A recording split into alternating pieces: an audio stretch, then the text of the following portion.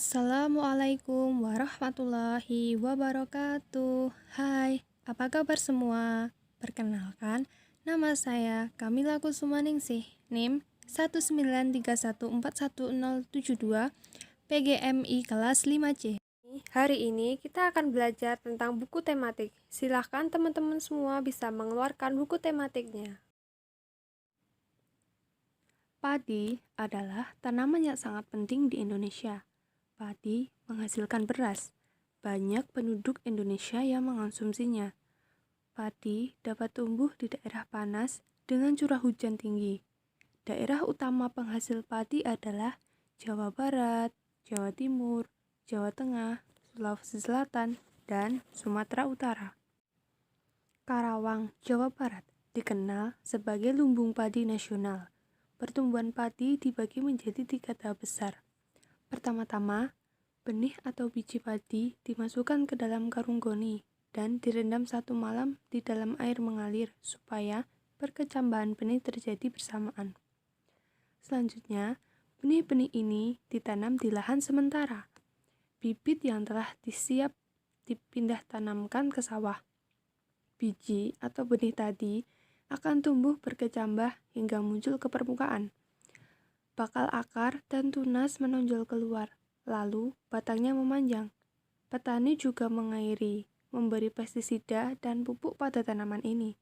Selanjutnya, tanaman padi berbunga hingga gabah matang, berkembang penuh, keras, dan berwarna kuning.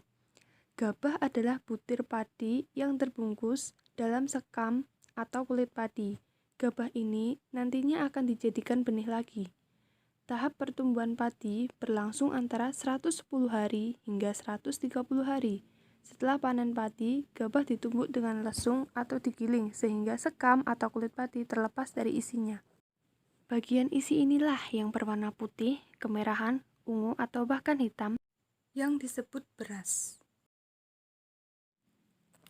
Sekarang, mari kita jawab pertanyaan berikut ini. Nomor 1. Apa isi bacaan di atas? Ayo, apa ya isi bacaan di atas tadi? Iya, jawabannya adalah proses menanam padi. Selanjutnya adalah nomor 2. Mengapa tanaman tersebut penting bagi masyarakat Indonesia? Tanaman padi penting bagi masyarakat Indonesia karena sebagian besar masyarakat Indonesia mengkonsumsi nasi sebagai makanan pokok. Nomor 3 itu, di mana tanaman tersebut dapat tumbuh? Di mana tanaman padi tersebut dapat tumbuh?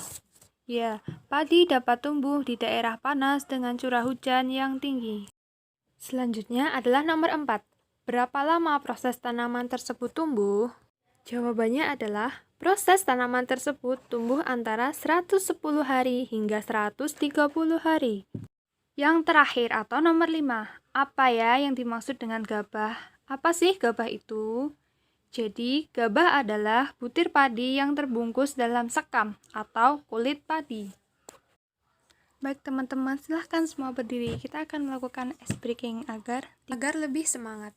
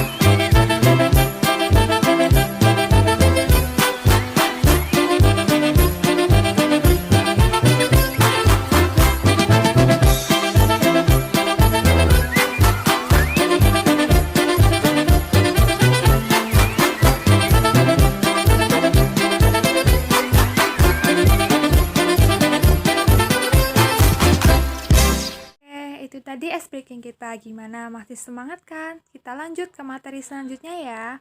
Silakan dibuka kembali bukunya.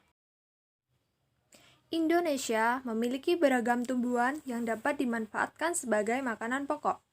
Beras atau padi, sagu, dan singkong adalah beberapa di antaranya. Di daerahmu pasti banyak tumbuhan yang dapat dimanfaatkan. Ada mangga, pisang, seledri, tebu, atau lainnya. Pilihlah salah satu tanaman yang sering kamu manfaatkan dalam kehidupan sehari-hari. Tulislah pertanyaan sebanyak-banyaknya tentang tanaman tersebut. Pertanyaanmu harus dapat menjawab rasa ingin tahumu. Perhatikan gambar diagram berikut. Diskusikanlah hasilnya bersama temanmu. Berdasarkan diagram tersebut, bagian mana yang paling penting? Mengapa?